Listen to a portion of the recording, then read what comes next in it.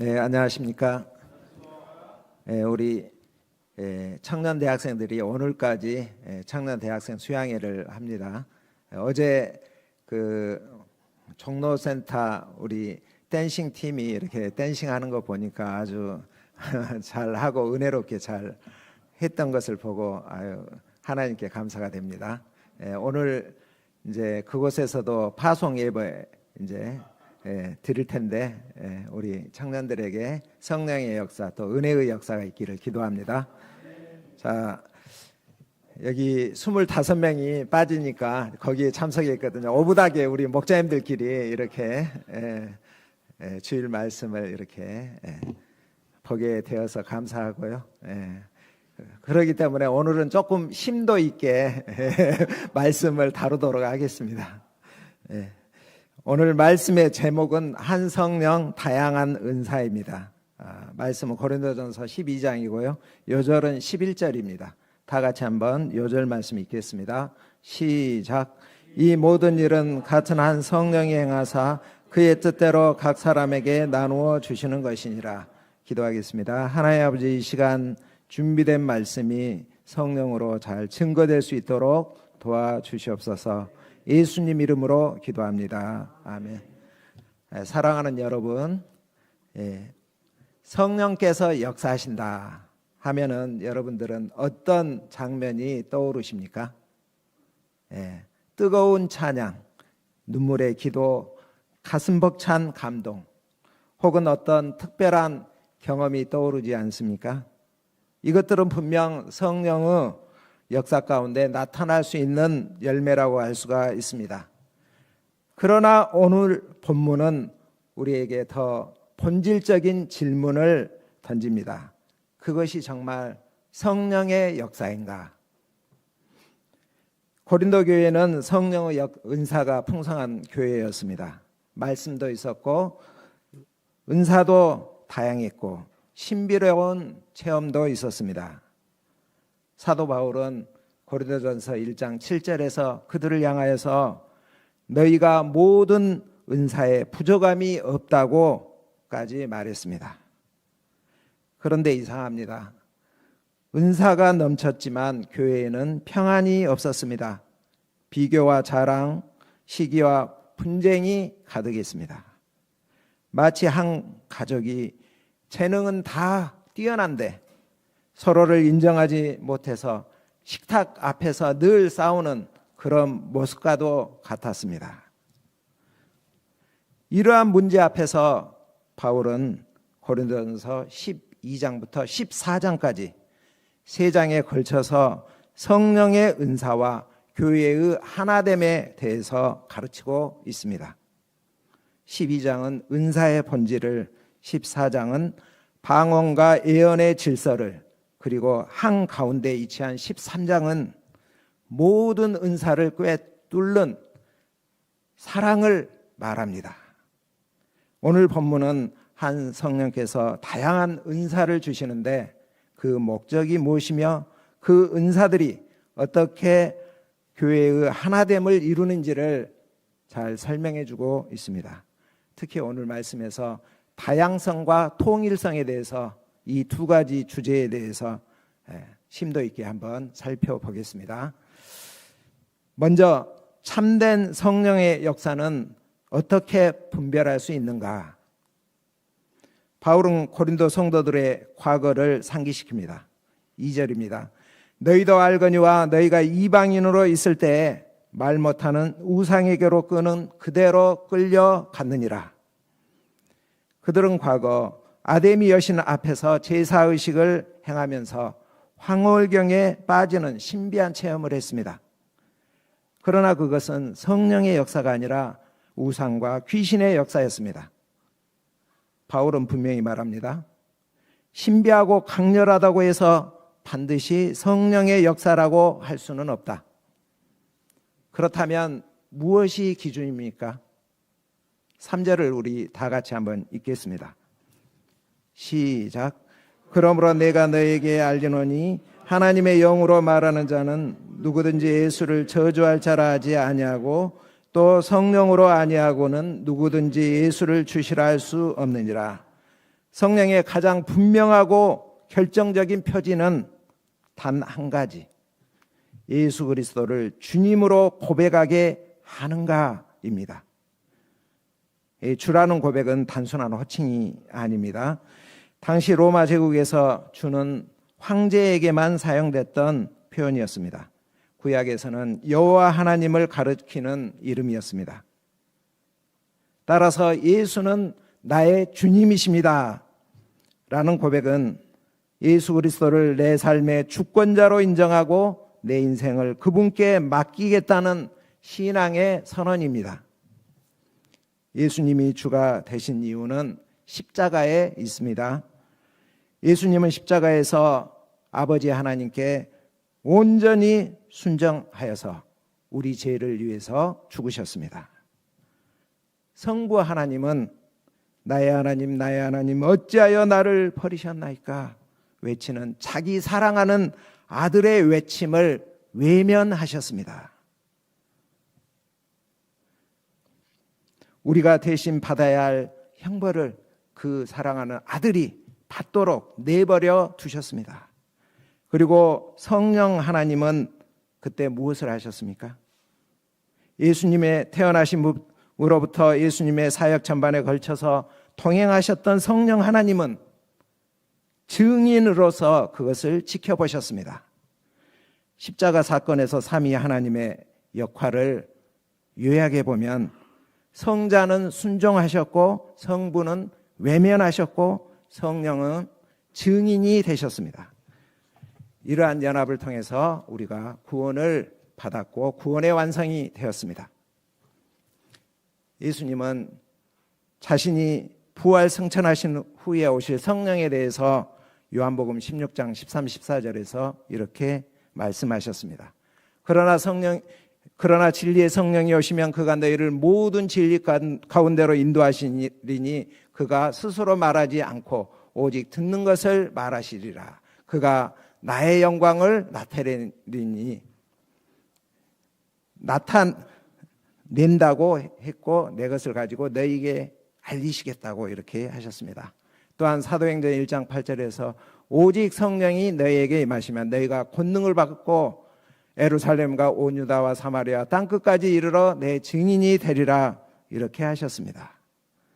성령의 핵심 사역은 첫 번째 예수님의 주 되심을 증거하는 것이고 두 번째 예수 그리스도의 영광을 나타내는 데 있습니다.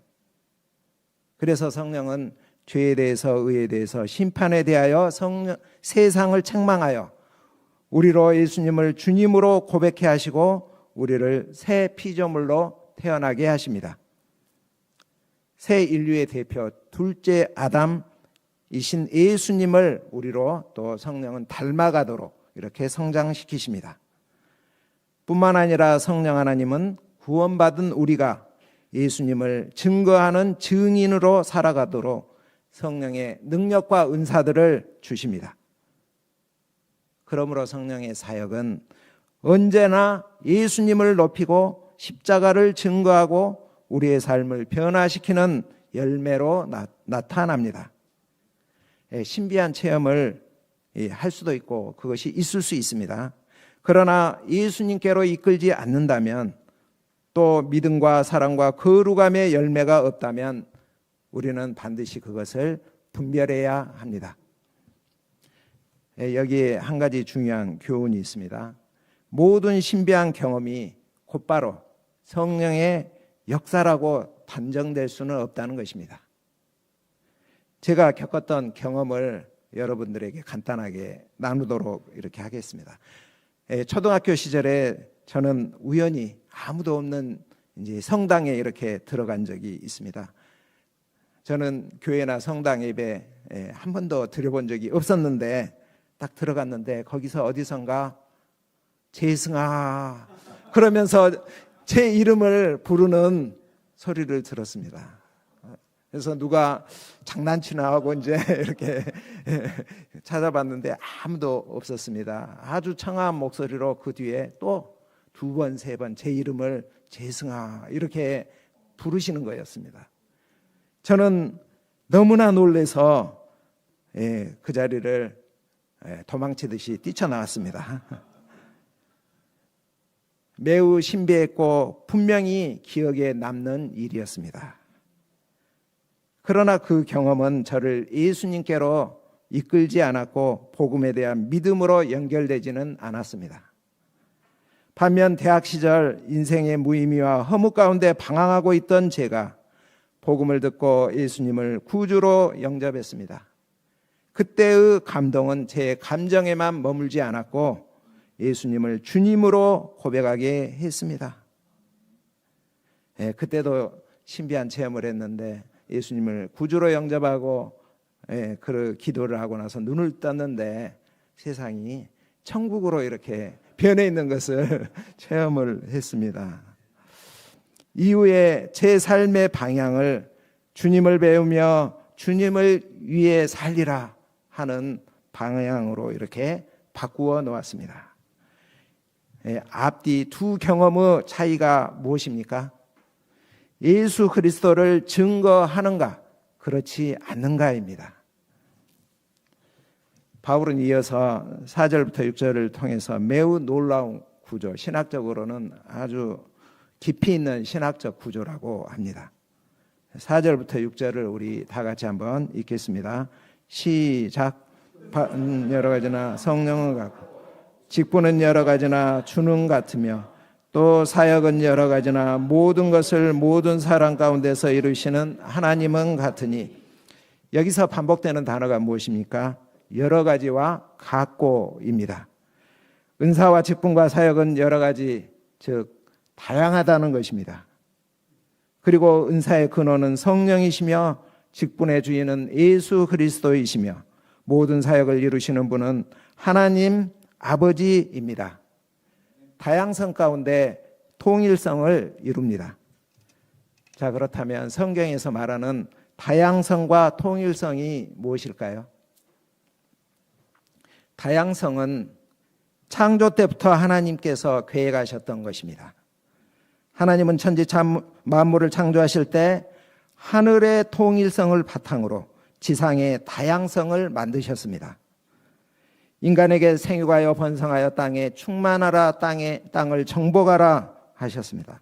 이 속에는 확상과 다양성이 내포되어 있습니다.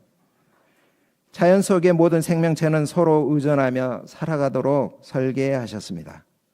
인간도 획일적으로 만들지 않으시고 서로 다른 모습과 역할 속에서 관계를 이루며 살아가도록 창조하셨습니다. 그런데 인간은 창세기 11장 바벨탑 사건 속에서 다양성을 거부하고 획일성을 선택했습니다.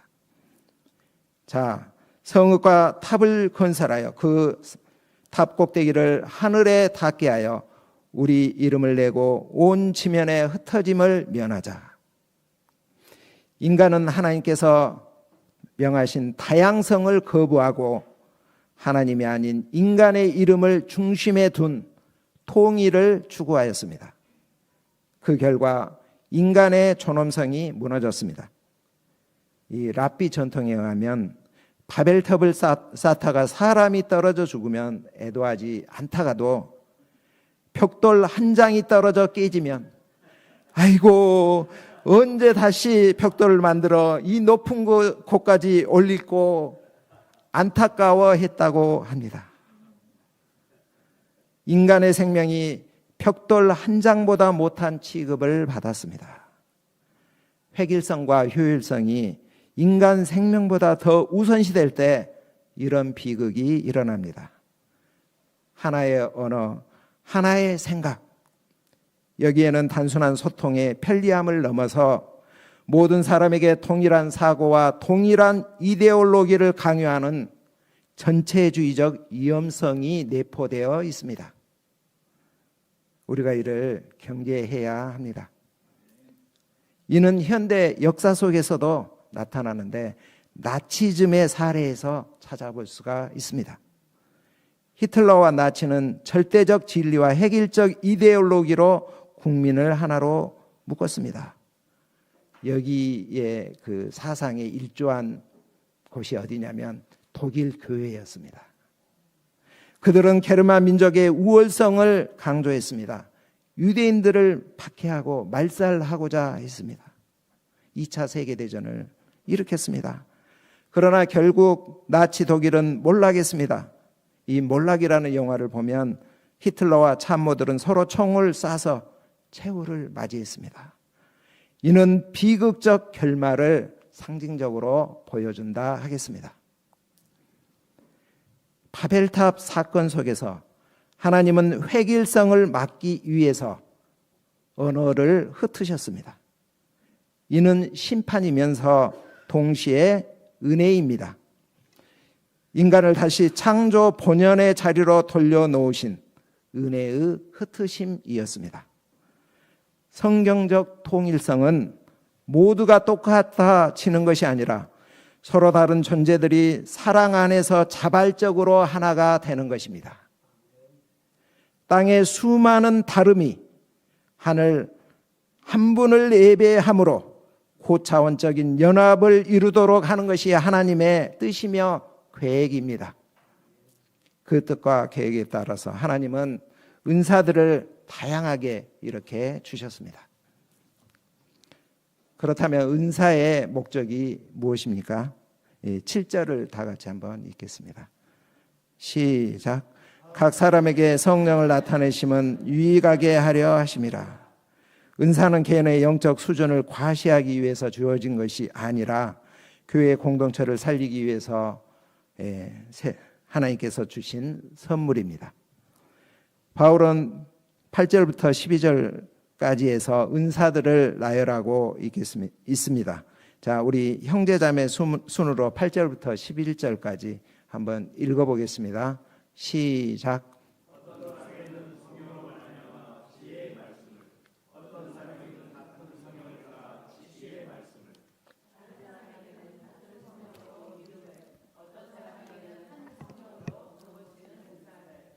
어떤 사람에게는 능력 행함을, 어떤 사람에게는 예언함을, 어떤 사람에게는 영들 분별함을, 어떤 각종 방언을 말하고, 어떤 사람에게는 방언들 통용함을 주시나니.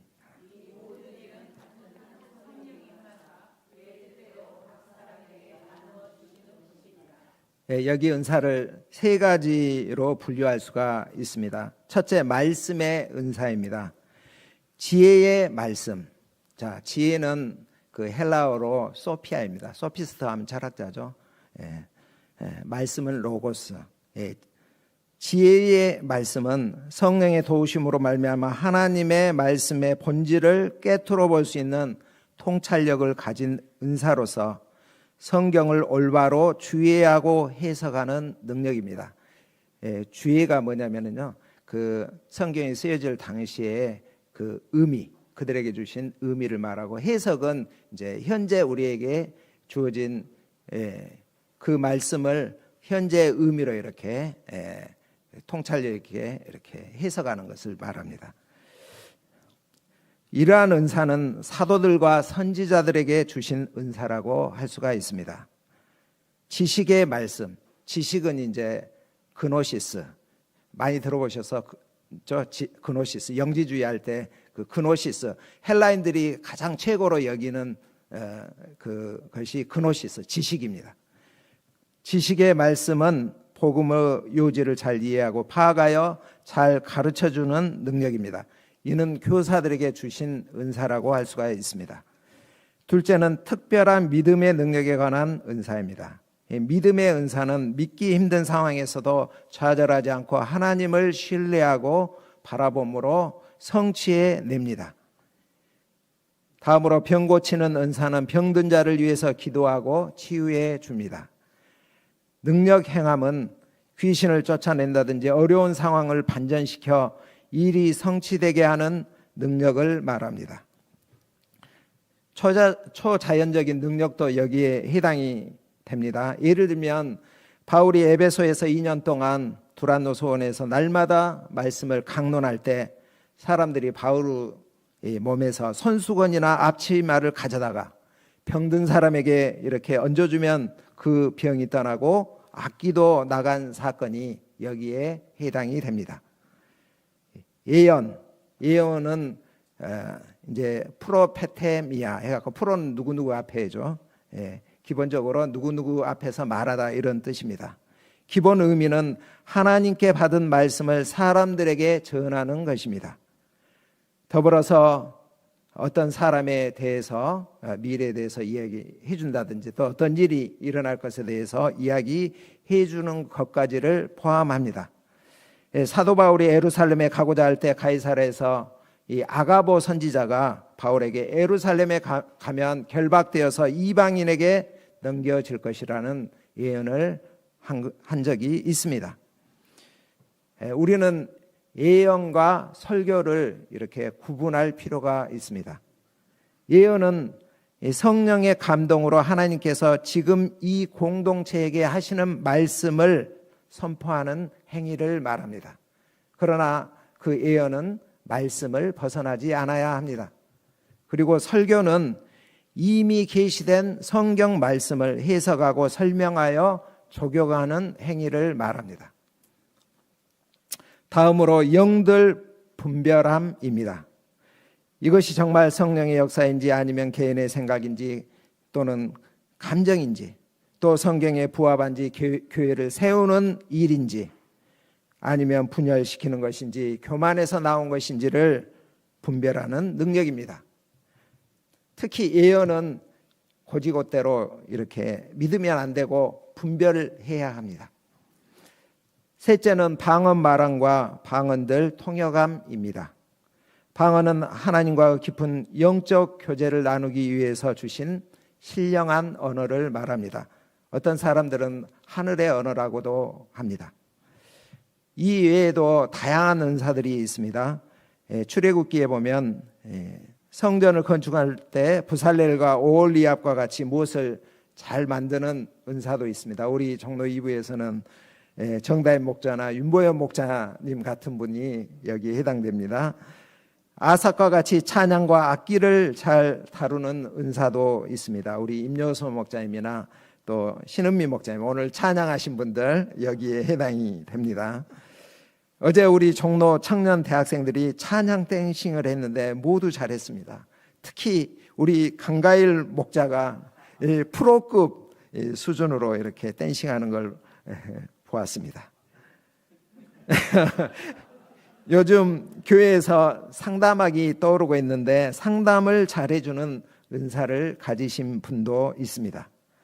그 외에 섬기는 은사, 모르는 곳에서 조용히 기도해 주시는 은사, 또 잘 들어주는 은사, 어떤 모임이든지 잘 참여하는 은사, 잘 웃어주고 맞장구를 잘 쳐주는 은사, 예배 후에 메시지 잘 전했다고 이렇게 칭찬해주는 은사, 또 교제를 잘해주는 은사, 또 어제 성역 공부 끝나고 우리 삼겹살 파티를 이렇게 김치찌개 집에서 삼겹살 이렇게 구워 먹었는데 이 고기를 잘 구워주는 우리 황제이콥 목자님 같은 은사,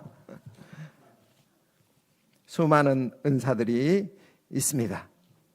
여러분들은 어떤 은사들이 있습니까? 저는 저의 은사를 한번 생각해 보았습니다. 여러 가지가 생각났습니다. 그 중에 몇 가지를 이야기해 보면 말씀을 학자적 자세로 탐구하고 연구하는 은사가 있습니다. 말씀을 볼 때 자료를 찾아보고 관련 구절들을 세세히 훑어봅니다. 그리고 암송합니다.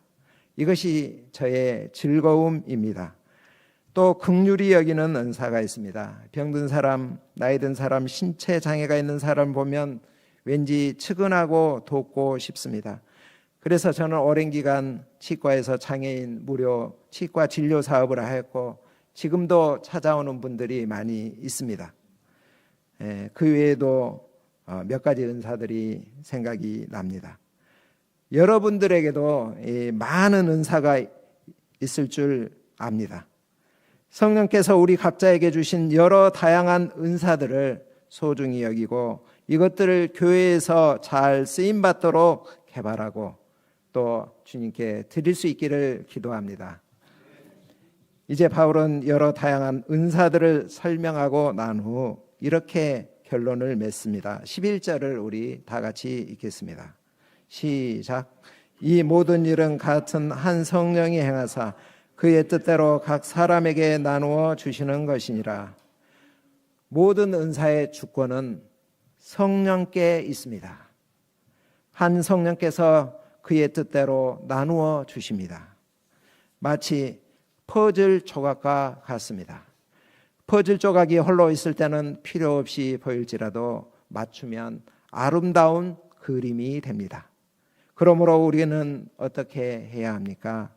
서로 비교할 필요가 없습니다. 자랑할 이유도 없습니다. 대신 각자 받은 은사로 몸을 섬길 책임만이 있습니다. 12, 13절을 우리 다 같이 읽겠습니다. 시작. 몸은 하나인데 많은 지체가 있고 몸의 지체가 많으나 한 몸과 같이 그리스도도 그러하니라. 우리가 유대인이나 헬라인이나 종이나 자유인이라 다 한 성령으로 세례를 받아 한 몸이 되었고 또 다 한 성령을 마시게 하셨느니라. 바울은 교회를 그리스도 몸으로 표현하고 있습니다. 무대가 아니라 몸이라고 하였습니다. 무대는 어떻습니까? 경쟁의 장소입니다. 반면 몸은 생명의 공동체입니다. 몸은 신경계, 면역계, 호르몬계, 근, 골격계, 순환계, 비뇨, 생식계 등 다양하게 구성이 되어 있습니다. 각기 역할은 다르지만 유기적으로 결합되어 있으며 상호 의존적입니다. 몸은 하나이지만 머리, 팔, 다리, 손, 눈, 코, 귀 등 여러 다양한 지체들이 각기 역할을 하면서 통일성을 이룹니다. 교회도 마찬가지입니다. 교회 안에는 헬라인, 종, 자유인 등 각기 다른 인종, 다른 신분이지만 한 성령으로 세례를 받아 한 몸이 되었습니다. 성령을 따라 각기 다른 역할을 하지만 성령의 지시를 받아 그리스도의 영광을 나타냅니다. 모든 지체는 다양하며 모두가 다 중요합니다. 그런데 만약 각 지체가 서로를 비교하면서 열등감을 갖는다든지 또는 우월의식을 갖는다면 어떻게 되겠습니까? 그 이야기를 바울은 14절부터 21절까지 에서 합니다. 이 손과 발은 우리 몸에서 가장 활발하게 움직이는 지체입니다. 손이 하는 일은 참으로 다양합니다. 손으로 자기 몸을 꾸미기도 하고 또 스마트폰을 하기도 하고 재미있는 게임도 합니다.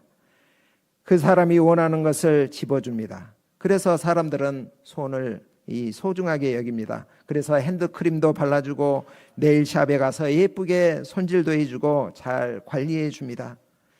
반면에 발은 어떻습니까? 온몸을 지탱해 줍니다. 몸을 이동시켜 줍니다. 걷기도 하고 급할 때는 뛰기도 합니다. 필요할 경우 시궁창에 들어가기도 하고 건강을 위해서 황토길을 걷기도 합니다. 그런데 발은 손에 비하면 그리 주목을 받지 못합니다. 손은 자주 씻어주지만 발은 냄새 날 때까지 있다가 겨우 하루에 한 번 씻어줍니다. 손이 글씨를 썼는데 잘 쓰지 못하면 너는 글씨를 발로 썼냐? 하며 애매히 발이 고난을 받습니다. 생각해 보십시오. 내가 손이 아니라 발이라면 어떤 마음이 들겠습니까? 못해 먹겠다 하면서 몸에서 떨어져 나가겠습니까? 자, 이번에는 내가 이 발이 아니라 머리가 되었습니다. 이때 머리인 내가 저기 별 볼 일 없이 보이는 발들어 넌 하등 도움이 안 돼. 무시하면 어떻게 될까요? 요즘 그 예능 프로그램에서요, 그 I am 복서란 예능 프로그램이 있는데 그 쇼츠로 좀 봤습니다. 이제 곤투 프로그램이죠. 곤투에서는 발의 움직임이 정말 중요하다고 합니다. 발 움직임이 좋으면 맞지 않고 때리는 그런 곤투가 가능하다고 합니다. 그래서 발이 멈추면 곤투도 멈춘다란 말이 있습니다. 그런데 상대방의 주먹 원투 스트레이트 어퍼컷 날라오는데 이 팔이 머리로부터 받은 무시와 상처 때문에 의기소침해져서 안 움직인다면 이게 어떻게 되겠습니까? 얼굴이 가격당해서 이 눈탱이가 밤탱이가 되고 턱이 낮아서 다운이 되게 될 것입니다. 이처럼 한 지체라도 아프면 온몸이 고통을 받습니다. 교회도 마찬가지입니다. 비교와 열등감, 우월의식은 교회의 공동체 전체를 병들게 합니다. 민성은 사모님은 아름다움을 창조해내는 손을 가지고 계셔서 아주 그림을 잘 그립니다. 그래서 자주 상을 받으시죠. 그런데 상을 누가 받습니까? 상장 민성은 사모님 손 이렇게 하지는 않지 않습니까? 민성은 사모님이 받습니다. 온몸이 영광을 받는 것입니다. 이처럼 교회도 한 지체가 영광을 받으면 온몸이 영광을 받습니다. 바울은 지금까지의 모든 설명을 이렇게 요약합니다. 27절 너희는 그리스도의 몸이요 지체의 각 부분이라. 교회는 그리스도의 몸이요 그리스도를 중심으로 한 연합된 생명 공동체입니다. 그러므로 각 지체 한 사람 한 사람이 다 소중합니다. 나는 주님의 몸된 교회에서 꼭 필요한 존재입니다. 그리고 여러분들도 꼭 필요한 존재입니다. 내가 소중한 만큼 다른 사람도 소중합니다. 내가 이 교회에 있어야 하는 것처럼 다른 사람도 이 교회에 반드시 있어야 합니다.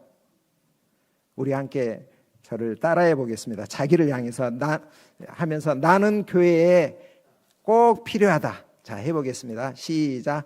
나는 교회에 꼭 필요하다. 옆에 있는 사람을 향해서 한번 당신도 꼭 필요합니다. 당신도 꼭 필요합니다. 아멘. 올해 총로 2부는 청년 대학생 제자 양성을 위해서 기도하며 여기에 힘을 쓰고자 합니다. 오늘 이 청년 대학생 수양회가 끝나는데 그들이 많은 은혜를 받은 줄로 압니다.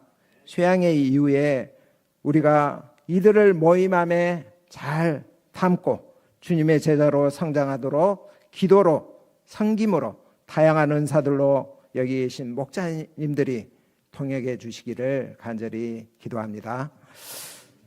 마지막으로 31절입니다. 31절을 다 같이 한번 읽겠습니다.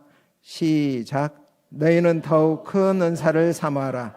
내가 또한 가장 좋은 길을 보이리. 바울이 말하는 가장 좋은 길, 가장 큰 은사는 사랑입니다. 13장에 이제 나옵니다. 사랑이 없는 은사는 소음에 불과합니다. 사랑 안에서 은사들이 사용될 때 교회를 살리는 능력이 있습니다. 자, 오늘 말씀을 마치겠습니다. 하나님은 획일성이 아니라 다양성을 원하십니다. 그리고 그 다양성이 한 성령 안에서 통일을 이루기를 원하십니다. 특히 우리 각자에게 주신 은사는 모두 다 다르지만 모두 다 귀하며 모두 교회를 위해 사용하라고 주셨습니다. 우리가 받은 은사와 직분에 감사하며 사랑으로 주님의 몸된 교회를 섬기는 저와 여러분이 되기를 간절히 기도합니다. 기도하겠습니다. 하나님 아버지, 한 성령 다양한 은사 말씀을 주심을 감사합니다. 우리에게 우리를 다양한 가운데, 다양성 가운데 창조하시고 또 다양한 은사를 주셨는데 이를 주님의 몸된 교회를 위하여 사용할 수 있도록 축복하여 주시기를 기도합니다. 예수님 이름으로 기도합니다. 아멘.